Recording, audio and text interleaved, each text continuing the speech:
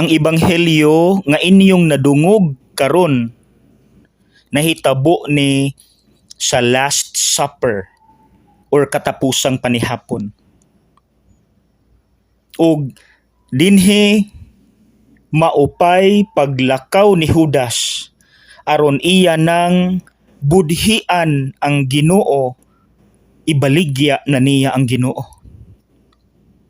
So just imagine the pain. One of Jesus's closest friends was about to betray him for money. Just imagine the pain. Pero nganong nakaingon man si Kristo, karon ang himaya sa anak sa tao gipadayag. Himaya or glory is very positive. The answer is because Jesus knew the end of the story. So mga igsuon, maunay atong i-memorize for this Sunday's Mass, end of the story. Kung sa mga batanon pa na, maunay hashtag of the day. Hashtag end of the story. And what is the end of the story? Tuara,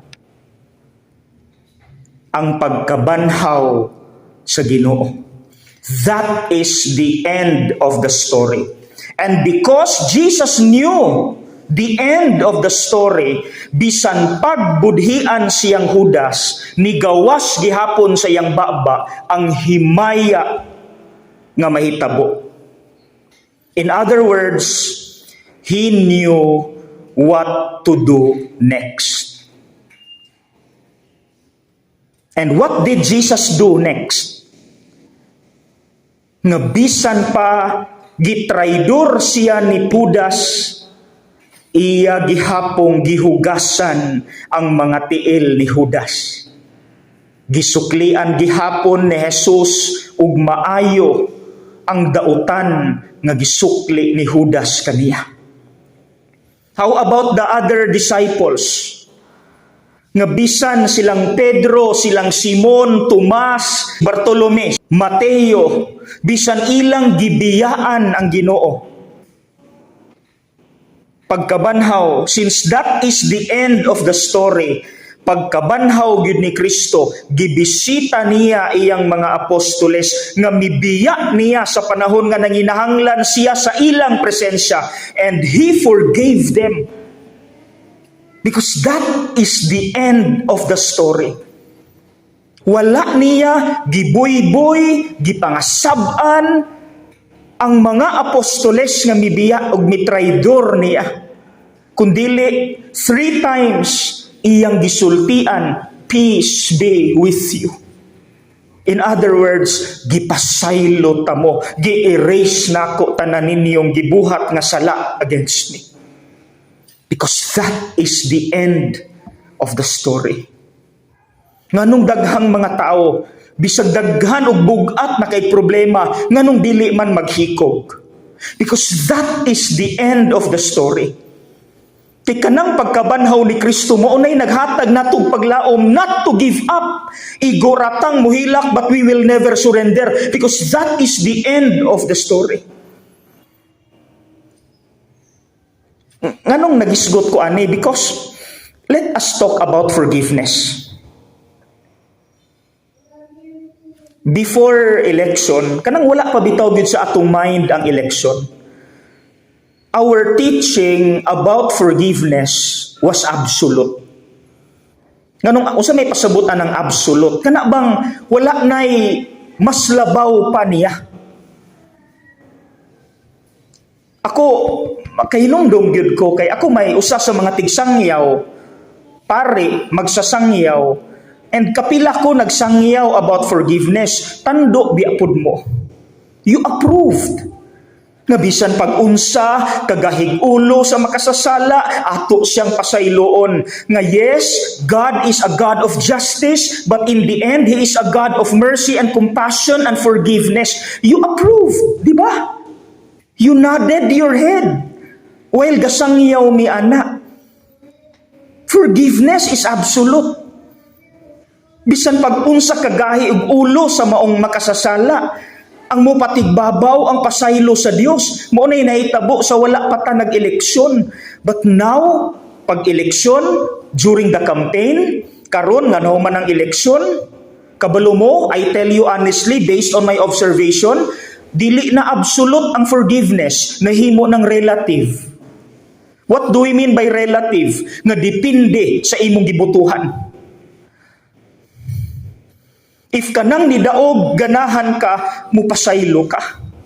Pero wa ka ganahi sa nidaog na presidente, sa nidaog na gobernador, sa nidaog na mayor, ang imong pasaylo, relative. Nga yes, mapasayloon man ang Ginoo, pero ayaw kalimti iyang sala, nabali na. Wa ba mo kabantay, ana?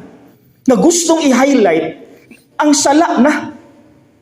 Mo-insist ra ba nga, mapasayloon man ang Ginoo? Pero ayaw kalimti, iyang sala, magkasasala din ang tawana.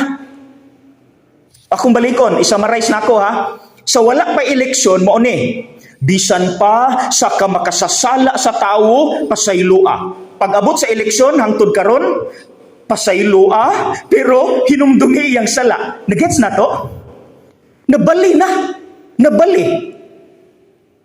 Nga gustong ipafocus sa mga nagdumot karon, nga, yes, mapasayloon man ang Ginoo, pero ang Ginoo hinumdumi. Mukundem biya siya sa mga sala. Masuko biya siya sa mga Pariseo. Gipangbali biya niya ang mga lamesa dito sa templo.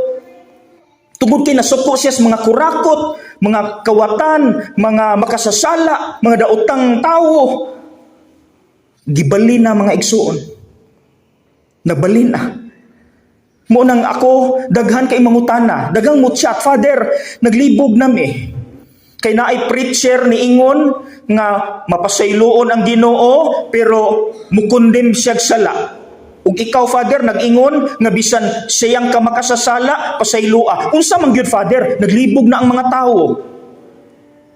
Naglibog na ang mga tao. Manong nangutana na sila. Sige, atong tubagon na, unsa man gyud ang forgiveness? Sige, unsa man gyud ang forgiveness bisan pag nadaog o napildi imong kandidato? Unsa man gyud ang forgiveness? Relative, depende, or absolute? The answer is absolute. Siguro sa 3 years, yes, nahitabo na. 3 years sa ministry ni Jesus, murag roller coaster. Pasaylo, nasuko siya makasasala. Ni pasaylo na pud siya, nasuko na pud siya sa sala. Ni pasaylo na pud siya, nasuko na pud siya sa sala. Ni pasaylo na pud siya, nasuko na pud siya sa sala. Nahitabo na, yes, tinuod na. Pero kung atong himuag timeline, unsay ending? Unsay ending? Dara, kana. Nga few minutes before Jesus died, did He condemn? Ang nigawa sa iyang baba, condemnation? Unsa may nigawa sa iyang baba few minutes before He died? One of the 7 last words, Amahan, pasaylua sila. Kiwala sila masayod sa ilang gibuhat. That is the end of the story. Dili condemnation. Yes, Jesus condemned sin. But the end of the story is not condemnation but forgiveness to the absolute level. So ayaw pula na mo maglibog. Ayaw nagkalibog, ayaw nagka-stress. Mubalik ta, please mga igsuon. Ako, nag-uol ko because sige kog monitor sa Facebook kay ako man ang trabaho as social communications director. Sus mga igsuon, nang gawas gyud mga batasan. Nang gawas gyud ang differences, nang gawas gyud ang division karon. Nag-uol ko kay hati ang Pilipino karon, hati. Mga paryente, mga amigo, mga kauban, mga suod nga higala nagkabungkag na. Because of that, nga naay amigo, nga ang iyang forgiveness is absolute. Naapoy amigo, relative, depende kay napildi iyahang kandidato. Nagkabulag na ang maayong kabubuton. So please, this is a reminder for us. Today is the best reminder for us. Naagyon sa Ebanghelyo, o sa giingon ni Kristo, paghigugma ay kamo. Pwede, mga igsoong Pilipino, pwede mo balik ta sa ato ang relasyon. Bisan pag kinsay ni daog, pwede mo balik ta sa relasyon kay ako apektado ko. Kay naapoy mga amigo nako nga nasuko na nako. Anyet wala ko'y grudge. Ang ako na lang gi-ending, niingon na lang ko from the bottom of my heart, wa gyud ko nasuko, niingon ko nga amigo biya gyapon ta ha. Amigo biya gyapon ta ha. So mga igsuon ha, ay na mo kalibog. Kung naa gani mo'y problema, ayaw na mo kalibog unsay buhaton. Look at the end of the story. What is the end of the story? Resurrection. Therefore, ayaw paghikog. Hope, cry, for by and by, the sun will shine again. That is the end of the story. Kung naamoy kaaway, gikontrahan mo karon, ayaw na mo ka-stress. No, the end of the story. What is the end of the story? Jesus forgave the unrepentant Pharisees. Diba? When Jesus said, Amahan, pasaylua sila kay wala sila masayod silang gibuhat. Dili man repentant ang mga Pariseyo, ang mga nagbugal-bugal niya ubos sa krus. Wala man. But Jesus chose to forgive. Still forgive. Because that is the end of the story. Peace be with you. And kung sige yung sa gospel, paghigugmaay kamo. So baliko nako ug tapuso nako, giaghat nako tanang mga Pilipino nga mobalik na ta sa atong mga relasyon. Forgiveness is absolute. Walay lalis, walay duda, kay mauna mismo ang gidemonstrate ni Kristo. Di na ta magdebate ana. Magpinasaylo ay na ta, maguli ay na ta sa may kabubuton. Hinaot pa unta.